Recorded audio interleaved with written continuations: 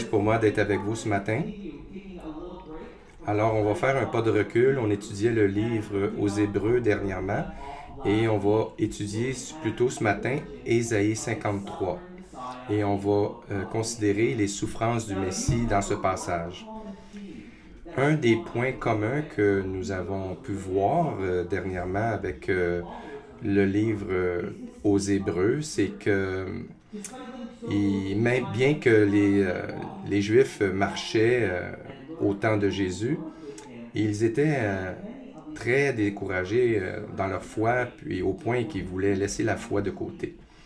Parce qu'ils avaient des attentes, et au lieu de recevoir un Messie qui était pour conquérir Rome, eh bien, la communauté s'est vue persécutée et ça les a un petit peu découragés. Les croyants étaient même rejetés de leur communauté.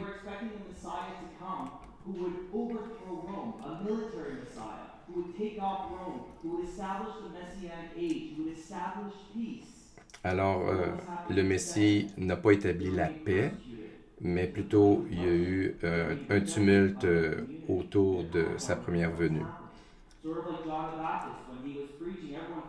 C'est un peu comme Jean-Baptiste qui disait, eh bien, est-ce que c'est le Messie qui doit venir? C'est-tu le bon qu'on attend? Eh bien, oui, le Seigneur, lorsqu'il a répondu, il disait, oui, c'est bien lui. Mais les attentes n'avaient pas été reçues de la bonne façon parce que ils attendaient un Messie qui était pour amener la paix tout de suite. Et c'est bien plus tard que ça va arriver.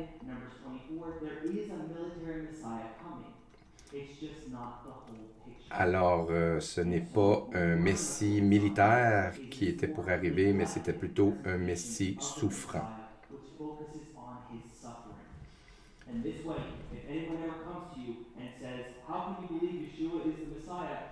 S'il y a des gens qui viennent te voir et qui disent il n'y a pas de paix, ça ne peut pas être lui, mais c'est parce qu'il n'est pas venu pour établir la paix au début. C'est juste par après qu'il va pouvoir établir la paix. Il est venu comme un Messie qui était pour souffrir d'abord. Qu'est-ce qui était accompli lorsque Yeshua était sur la croix?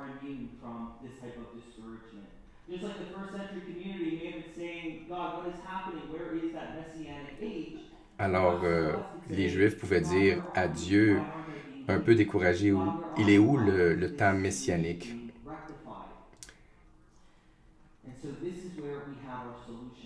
Et c'est comment qu'on va se protéger contre les fausses attentes? C'est dans le fond, c'est de lire vraiment les Écritures.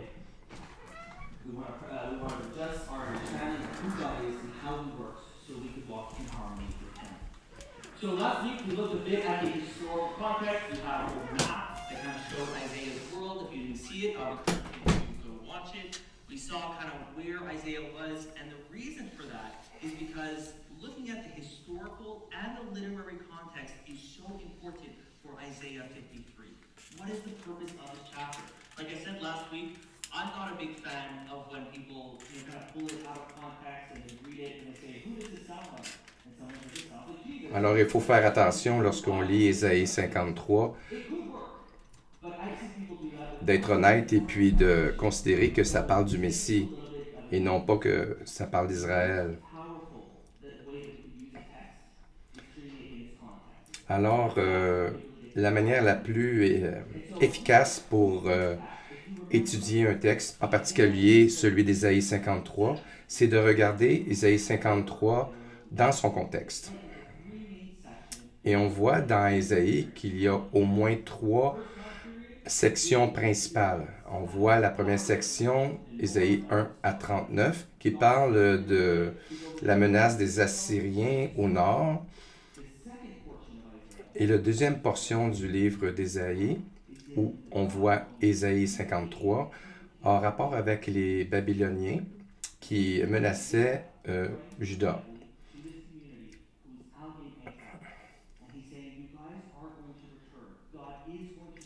Alors, il y avait une prophétie qui disait que le peuple était pour retourner dans leur pays.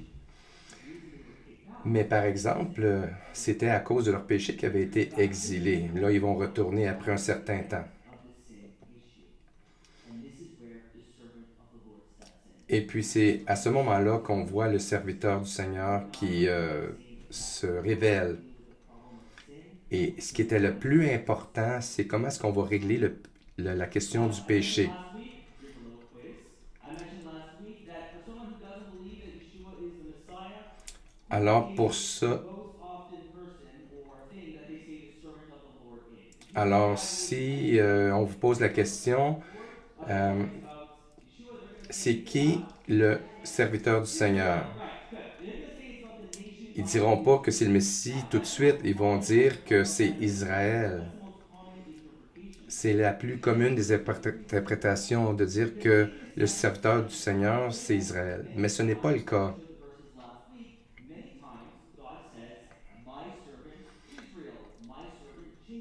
C'est parce que dans certains passages, il est dit que Israël, c'est mon serviteur. Mais étant donné qu'ils ont failli à leur tâche, le serviteur du Seigneur est devenu le Messie. Il a pris la relève. Qu'est-ce que Dieu dit à propos du serviteur?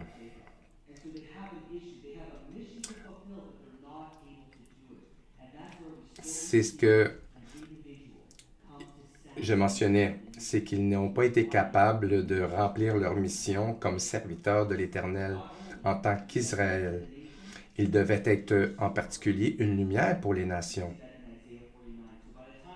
On le voit dans Ésaïe 49 et un peu plus loin, on voit dans Ésaïe 52 et 53 qui va remplir vraiment la mission d'être une lumière pour les nations. Mais comment le péché va être, comment le problème du péché va être, du péché va être résolu dans le fond?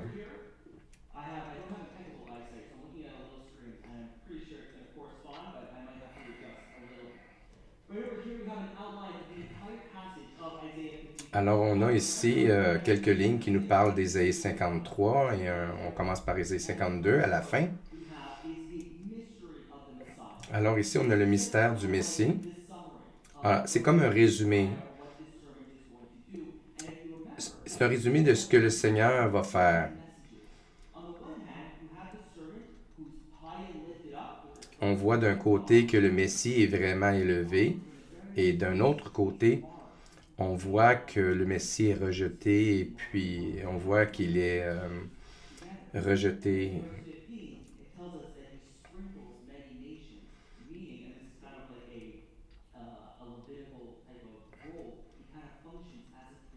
Et on voit dans Ésaïe 53 que le Messie va fonctionner comme un prêtre qui va servir d'intermédiaire entre Dieu et le peuple.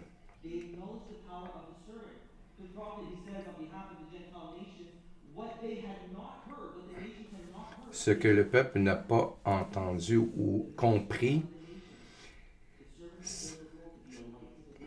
c'est que le Messie devait être rejeté premièrement.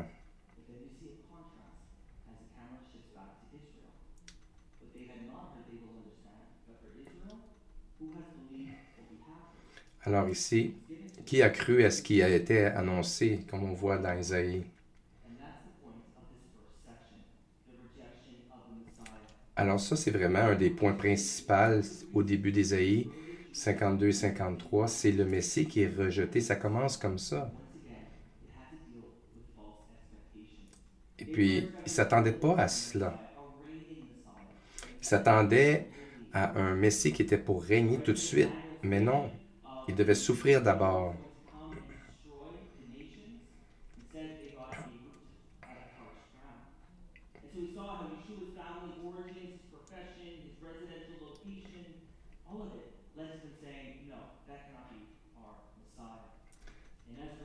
Alors eux, on en conclut que ça ne pouvait pas être le Messie parce qu'il attendait comme un roi qui règne.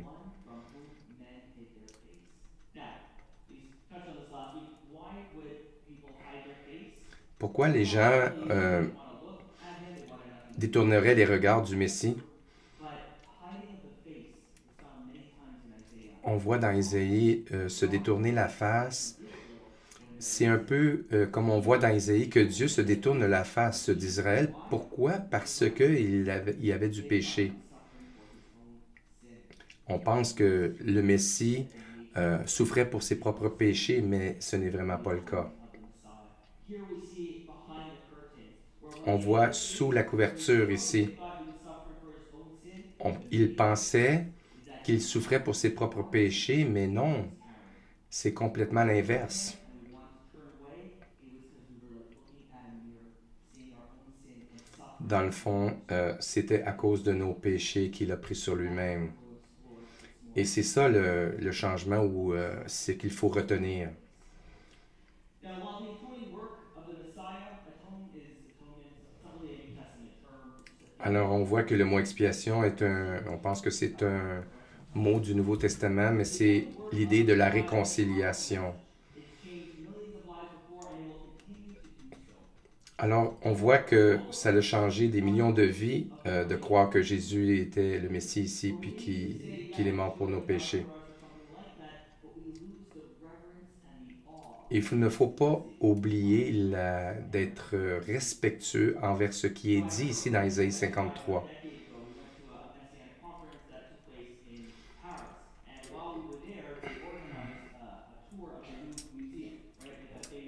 Alors, nous avons été, moi et mon épouse, avec la famille, voir à Paris la Mona Lisa, elle avait la peinture de Mona Lisa.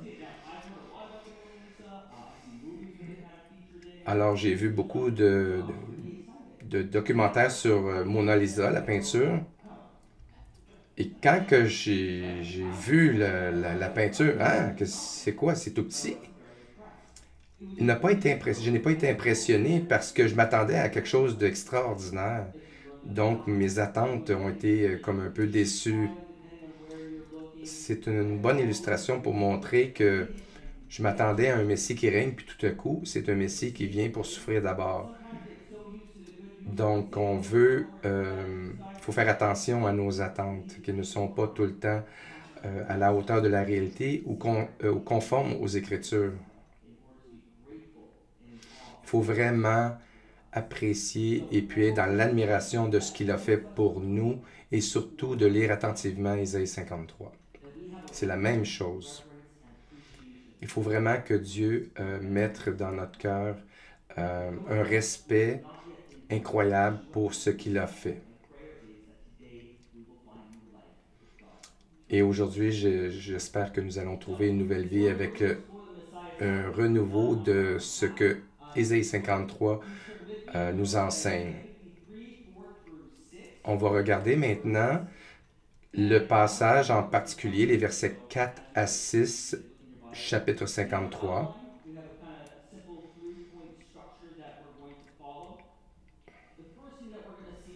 La première chose que nous allons voir, c'est notre maladie au verset 4. Quand on parle du péché ou de la rébellion, on pense que ça ne s'adresse pas à nous. Et malheureusement, tous ont péché et sont privés de la gloire de Dieu. On a besoin d'un sauveur, c'est ce que ça dit. On peut dénier notre péché, on peut le justifier, on peut vivre par ce péché, par nos péchés, mais ça va vraiment nous amener à la mort. Mais on voit au verset 5 qu'il y a une solution au péché. Donc, il faut garder à l'esprit que le Messie est notre antidote. La solution qu'il nous a fournie est vraiment comment nous allons pouvoir être délivrés de nos péchés. On n'a pas besoin de se donner l'excuse de rationaliser nos péchés. Et au verset 6, nous allons voir l'Évangile en un mot.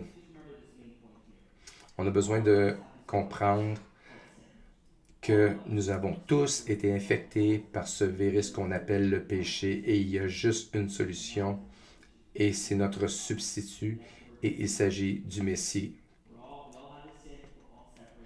On est tous séparés. Il y a juste une solution, c'est le Messie.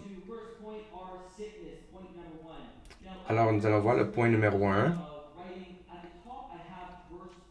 Alors, on voit verset 3 qui parle de la réjection du Messie, le fait qu'il a été rejeté. On va regarder les contrastes. ici, dans le verset 3. contrasting between the two. Because what the author does at this point, what Isaiah is doing, is he's saying, look, verse 3, rejection of the Messiah, Au we verset thought he 3, was a man who was suffering for his own on sins, pense his own grief, à tort que le Messie a été jugé ou souffert ou a souffert à cause de ses propres péchés, mais non. movie, like the Butler did it or something like that. This is the Mais là, il y a vraiment une tournure dans la phrase qui remet ça en face de nous comme un miroir. Il n'a pas souffert pour ses propres péchés, il a souffert pour nos péchés. we're going to see the clear language of substitution. On va voir l'idée de la substitution ici. Some of your translations get it, but think of it as a statement of surprise, right? We're heading C'est vraiment, in one direction and then boom, we get some new information. imaginons-nous qu'on est dans un train, on s'en va vers l'est, puis tout d'un coup, il y a un shift qui se passe et qu'on s'en va tout à coup dans l'ouest. Of sorrows acquainted with grief. Alors il a été About this for grief, habitué à la souffrance. we see that it's our grief. Et on réalise tout à coup que c'est notre problème, c'est notre souffrance, c'est nos difficultés. A little bit last week where we said that it meant physical sickness, right? And it On parle ici probablement de was constantly physically souffrance physique, associated mais with those who were on parle d'une souffrance rejected. que cause le péché, souffrance morale. How should we understand verse 4? What Comment on peut comprendre that Yeshua took on our griefs or our sickness? que le Messie est mort, That we should never il a porté nos maladies? Some people understand this passage to mean that a part of the gospel is that you should not be sick.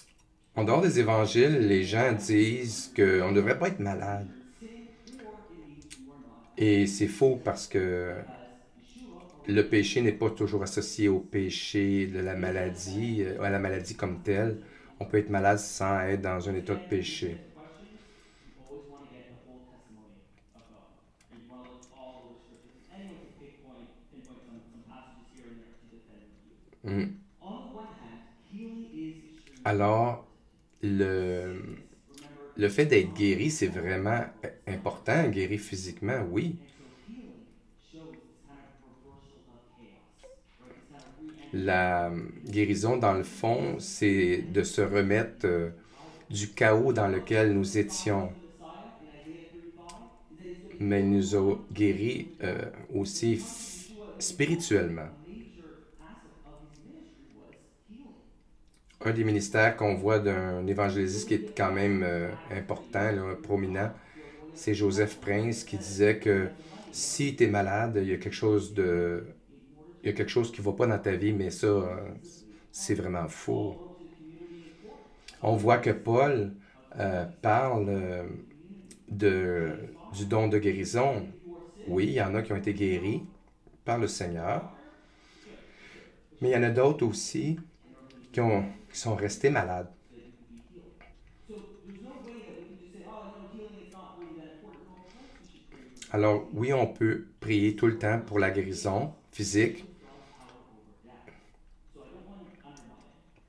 On the other hand, as a completely choice, on the other hand, it is dangerous to argue that healing is an intricate part of the gospel, meaning that if you are not healed, si on pense qu'on n'est pas guéri, il y en a qui vont sauter à la conclusion que simply put, on est encore dans un état de péché, mais ça, c'est pas tout le monde qui sont guéris. you have Paul Tant mieux si le Seigneur nous guérit d'une maladie physique. describing some companion trauma. On voit que Paul a Missionary journeys with him, and the second prié pour... non, il dit plutôt qu'il l'a laissé malade à Milétus. Il l'a laissé malade, imagine-toi. Il n'était pas capable de le guérir. Alors, si tu es malade, ça n'est pas nécessairement dire que tu n'es pas croyant là, ou que tu vis dans le péché. Puis, à propos de Timothée, il avait dit, prends un peu de vin parce que tu as un petit peu de difficulté avec ton estomac pour tes problèmes d'estomac. Donc, alors oui, des fois, on peut être guéri d'une maladie, puis d'autres fois, ben Dieu nous laisse dans cette situation-là. C'est juste pour nous dire que dans le fond, on n'est pas encore rendu à la maison dans le ciel avec le Seigneur. La maladie fait partie de nos problèmes quotidiens.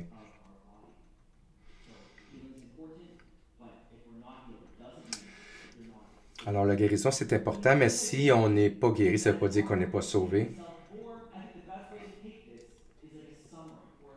Alors prenons ça comme un sommaire.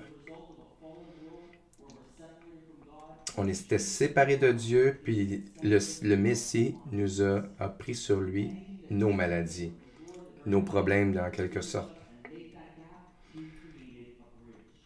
Alors le Messie a fait en sorte de créer un pont pour nous amener vers Dieu. Lui, il n'avait rien à se reprocher, il n'avait rien à voir avec la maladie, il n'avait rien à voir avec le péché. C'était seulement un miroir de ce que nous, on avait comme problème. On voit aussi que le Messie était considéré comme un homme de la souffrance. Il a pris nos souffrances.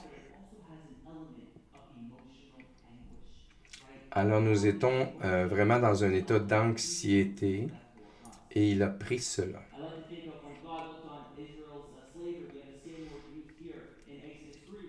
On voit que cette idée revient lorsque le peuple en Égypte, il souffrait, il était dans l'affliction. Alors il a pris sur lui notre souffrance émotionnelle. Oui, ils ont souffert physiquement, les Israélites en Égypte, mais il a pris aussi nos souffrances émotionnelles. On voit qu'en agonie, à Gethsémani, le Messie a souffert et on voit qu'il y avait des... Est-ce qu'il y avait du grumeau de sang qui tombait à terre, vraiment du sang, ou si c'était quelque chose qui ressemblait à du sang, peu importe, on voit qu'il a souffert émotionnellement au point où des grumeaux de sang que la Bible dit a tombé par terre. Alors il était un homme de la souffrance. Il a pris notre souffrance, nos problèmes.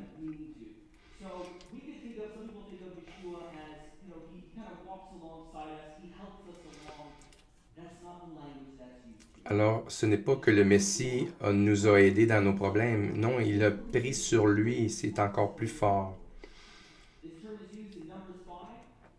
On voit dans Nombre 5, 31,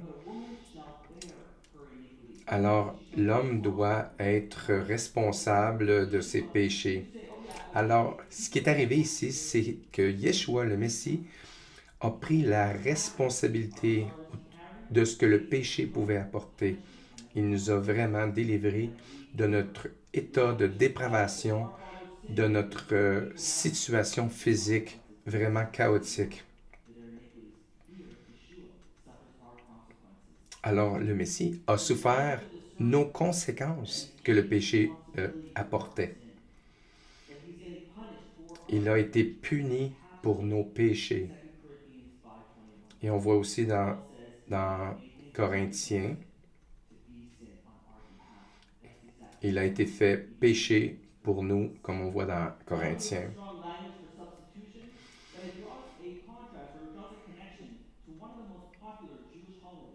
Alors, on voit qu'une des fêtes juives, ben plutôt c'est le jour de l'expiation. On voit qu'il a accompli une des fêtes dans Lévitique 16, c'est le jour des expiations. C'est là où le peuple recevait un pardon national. On voit les détails dans Lévitique 16. On voit que le prêtre vient, il fait un sacrifice pour ses propres péchés et ensuite il va offrir un autre sacrifice pour le péché du peuple. Alors, celui qui est pour le Seigneur, il va le tuer, le bouc, et l'autre, il va l'envoyer pour Azazel. C'est c'est un exemple comme si le péché il sortait de la communauté des Israélites.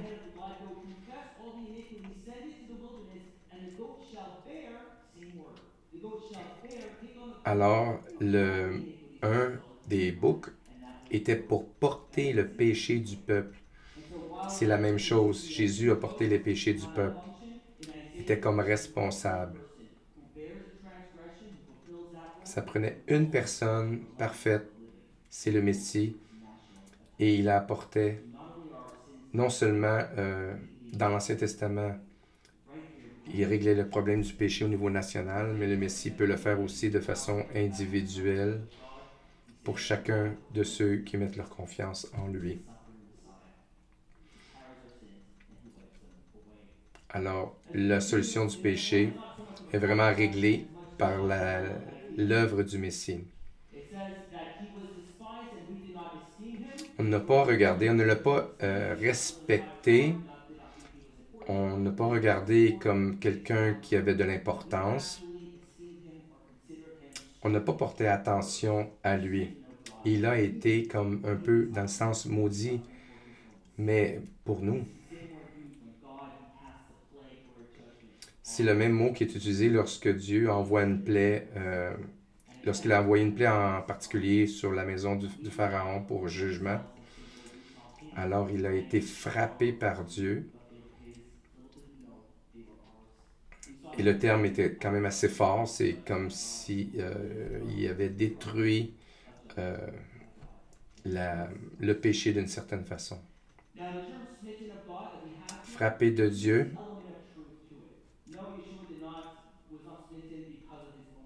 Alors, on sait très bien que le Messie n'a pas été frappé à cause de ses propres péchés, mais c'est à cause des péchés des autres, du peuple en particulier. Il a plu à l'Éternel de le briser par la souffrance, mais c'est pas plaire comme quelqu'un qui ça lui fait plaisir de façon émotionnellement, c'est que il a satisfait à ce que Dieu demandait par rapport au péché. Qui était responsable dans le fond de la mort du Messie? Alors on voit qu'au fil de l'histoire, il y en a qui ont accusé les Juifs d'avoir tué le Messie. Alors ça a apporté beaucoup d'antisémitisme, le fait d'amener cette idée-là, parce que ce ne sont pas les Juifs seulement qui sont responsables de la mort du Messie. On est tous responsables de la mort du Messie. On voit que Jean Chrysostome, au 4e siècle, a donné 6 sermons qui parlaient contre les Juifs, qui disaient que les Juifs étaient les ennemis du Messie. Et on voit aussi Augustine, qui était très... il avait beaucoup d'influence pour développer sa théologie. Il a dit que les Juifs avaient déshonoré Jésus et qu'ils l'avaient abusé, qu'ils l'ont crucifié, puis qu'ils l'ont percé avec une lance. Mais ça, c'est totalement faux. Même Martin Luther a réitéré cet enseignement, cette influence.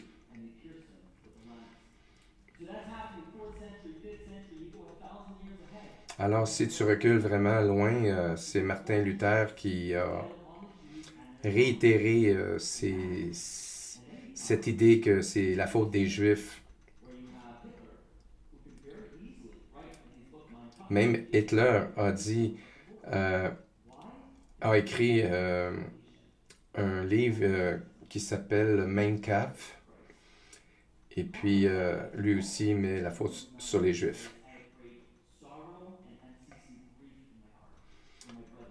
Alors on voit que Paul il dit qu'il a été dans une grande peine pour les gens de son peuple. Alors est-ce que c'est vraiment les Juifs qui sont responsables de la mort du Messie? Qui a tué vraiment le Messie? Alors on voit que le Dieu de la Bible n'est pas victime de l'être humain.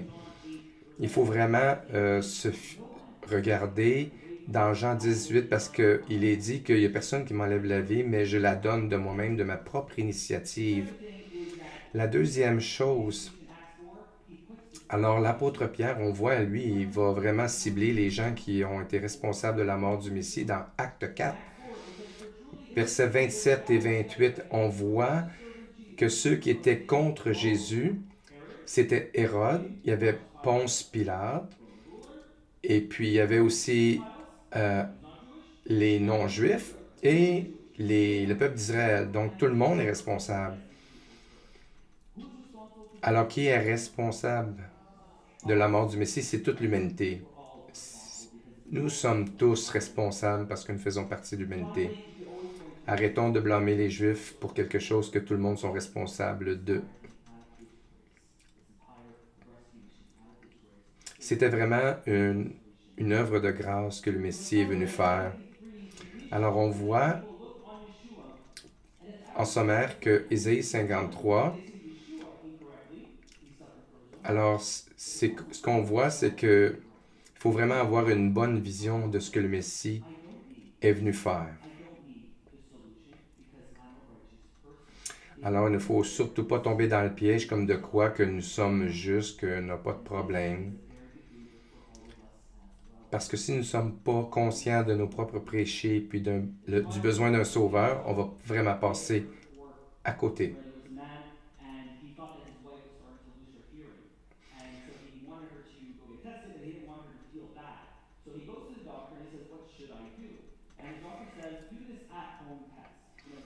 Alors, il y a un homme qui a dit à un docteur, fais ceci comme test.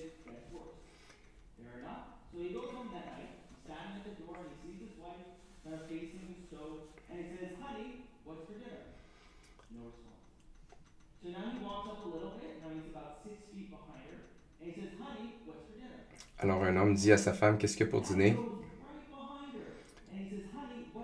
Alors, il s'approche de plus en plus, 3 fois. Alors, elle dit, poulet. Lui pensait que sa femme ne l'entendait pas, c'est pour ça qu'il s'approchait.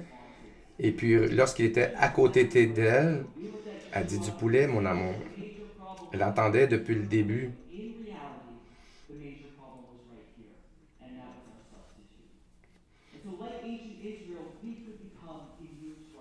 Alors, on peut vraiment être immunisé contre notre propre péché, puis ça, c'est vraiment un grand danger. Il faut vraiment s'examiner. Alors, donc, il faut que le texte d'Ésaïe 53 soit comme un miroir, qu'on puisse se voir que nous, on avons un problème, qu'on est malade, qu'on a un problème avec le péché, puis que le Seigneur, c'est lui qui va prendre la responsabilité pour nous. Donc, on devrait l'apprécier.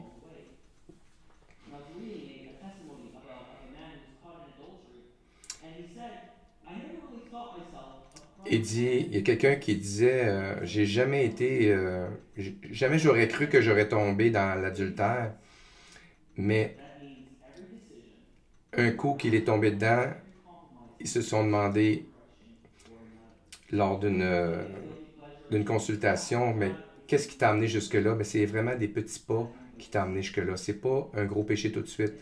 Il faut vraiment être attentif que des petits péchés peuvent mener à un gros péché. Essayez d'imaginer que David, lui, qui était appelé un homme selon le cœur de Dieu, a tombé dans l'adultère. Il a même été responsable de la mort d'un homme. Comment c'est arrivé? Pourquoi ça s'est arrivé à David? On le voit dans 2 Samuel 11, verset 1. Et on voit qu'au printemps, lorsque les rois allaient à la bataille, David a envoyé Joab et ses serviteurs avec les guerriers en Israël, mais le problème, David est resté à Jérusalem. Il n'était pas supposé de rester là, devait aller avec eux. Il était supposé aller à la guerre, mais il a pris paresse et il a resté dans sa lecture. Et à propos de sa vie spirituelle, il a négligé un peu sa vie spirituelle d'une certaine façon. Alors, on peut vraiment excuser notre péché, on peut rationaliser notre péché, mais des petites doses, il faut faire attention aux petites doses. Il Il faut vraiment faire des pas vers la bonne direction. Alors ici, dans Isaïe, le Messie va fonctionner comme étant notre substitut. Il a été percé pour nos transgressions, il a été brisé pour nos iniquités.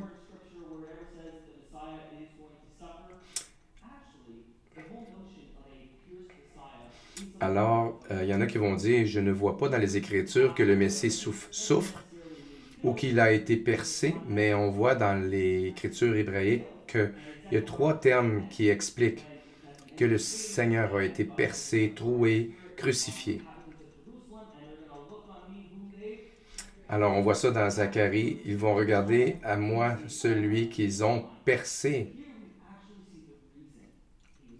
On voit ici la raison pour laquelle il a été percé ou crucifié à cause de nos transgressions. Il a été coupable des mêmes choses que nous étions coupables, dans le sens que il a pris notre culpabilité, lui innocent. Il a été brisé pour nos iniquités. Maintenant, nous pouvons avoir la paix. Le châtiment qu'il a subi était pour notre paix. Alors notre unité avec Dieu est maintenant rétablie. Alors ici, le terme guéri, c'est vraiment une guérison spirituelle. Notre esprit était mort, mais maintenant, en mettant notre confiance en sa mort, bien, notre guérison spirituelle a eu lieu. Il a été notre substitut. C'est comme ça que ça fonctionne. Il est mort à notre place.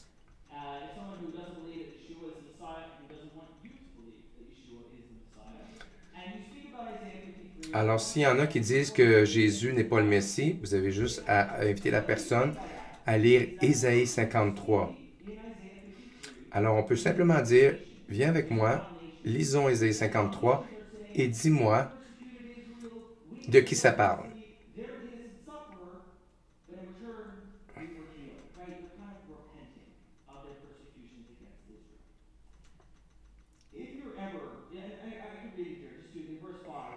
Verset 5.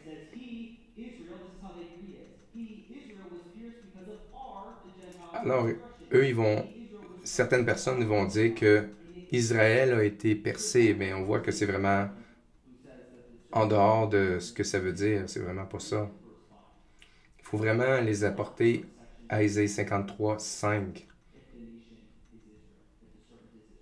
The servant, le serviteur, ce n'est pas Israël, c'est vraiment le Messie. Alors, Dieu dit, celui qui va te bénir, je vais le bénir. Celui qui va te maudire, je vais le maudire.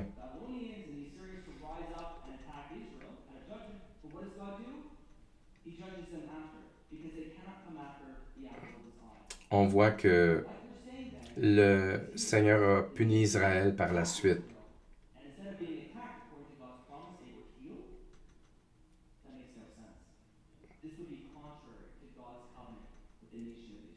Alors, si le peuple avait vraiment accepté le Messie, bien écoute, ça aurait été la bonne chose à faire, mais ce n'est pas ce qui est arrivé.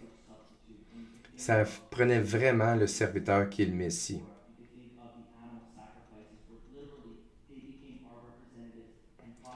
Tout comme les animaux étaient les représentants et qui couvraient le péché pendant un certain temps, le Messie est vraiment le représentant qui va ôter le péché.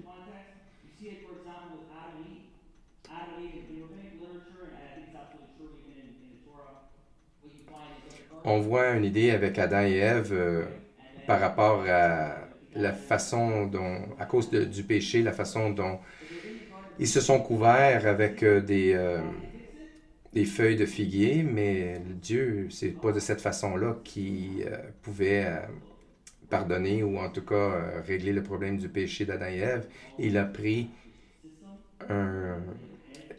ça le prix de la peau d'un animal. Donc, un animal a été vraiment sacrifié pour pouvoir couvrir leur péché. C'est vraiment la façon dont Dieu décide que ça doit être fait. et non pas nous de la façon que le péché doit être réglé. Parce qu'on voit que dans Lévitique 17:11 que ça prend le sang pour pouvoir faire l'expiation. You know, we like to focus on works and they need to do this, they need to do that. You think about Israel, right? Think about them in Egypt. What do they have to do? They have to Qu'est-ce que le peuple devait faire en Égypte? Il devait vraiment sacrifier un animal. C'est l'image qu'il faut retenir ici. Alors Jésus est vraiment notre médiateur et nous pouvons vraiment bénéficier d'une vie nouvelle avec lui.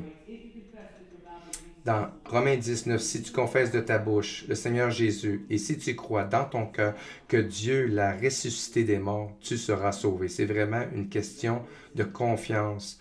Si jamais vous avez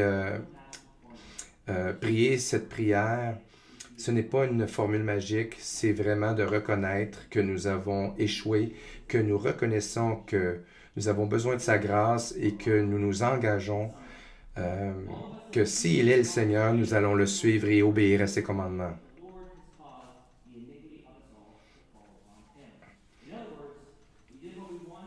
On a fait pas mal ce qu'on voulait et Jésus a pris notre punition. Nous étions tous égarés.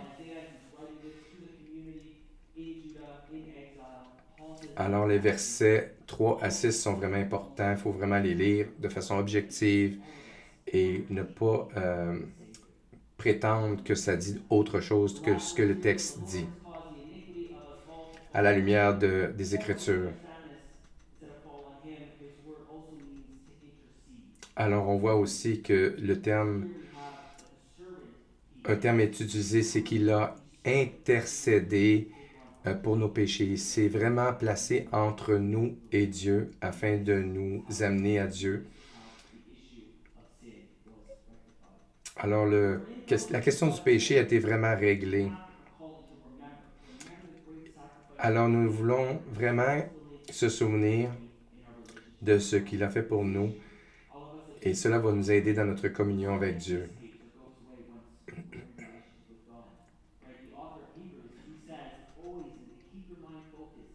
Alors, dans Hébreu, il dit de faire vraiment attention de ce que nous avons entendu afin de ne pas s'égarer. Il faut vraiment chercher et être à la poursuite de ce que le Seigneur veut pour nous de façon quotidienne. Alors, en lisant la parole de Dieu.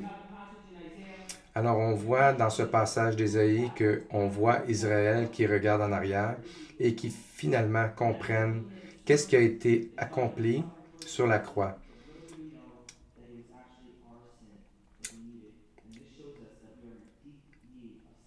Alors, ça nous montre que nous étions vraiment dans un très grand besoin du salut.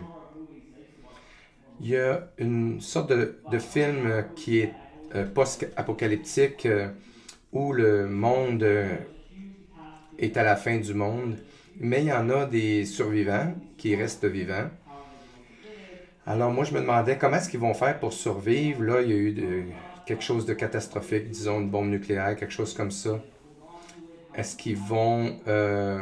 comment est-ce que ça va fonctionner? Qu'est-ce que va être la moralité dans ce temps?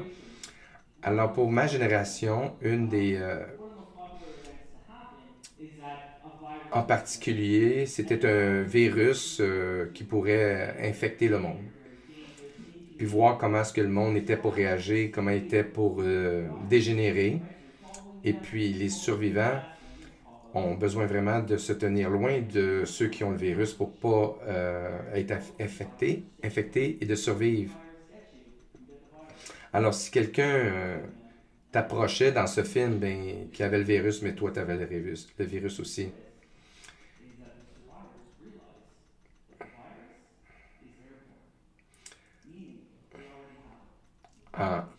Mais le problème, c'est que les gens dans ce film avaient déjà le virus. C'était juste une question de temps qui se manifeste. Un peu comme le péché. Peut-être que tu te penses correct, mais éventuellement, le péché va refaire surface. Et puis, tu vas voir que tu as un problème puis que tu as besoin de régler ce problème-là qui est le péché. Donc, c'est une illustration. Alors, mon espérance, c'est ce matin que si nous avons la paix avec Dieu, on a un antidote qui est le Messie. Il va vraiment renouveler, j'espère qu'il va renouveler notre respect et notre appréciation qu'il a accompli en expiant et en mourant pour nos péchés. Father, we thank you, God, for the sacrifice of the Messiah. We thank you for the solution to sin.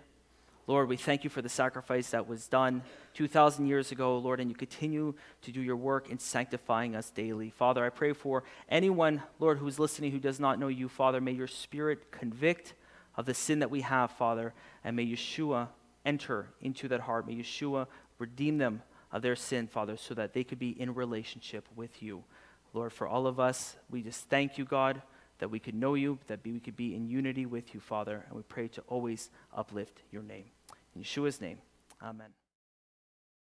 Oh, Jerusalem, I have set watch. I have set watch.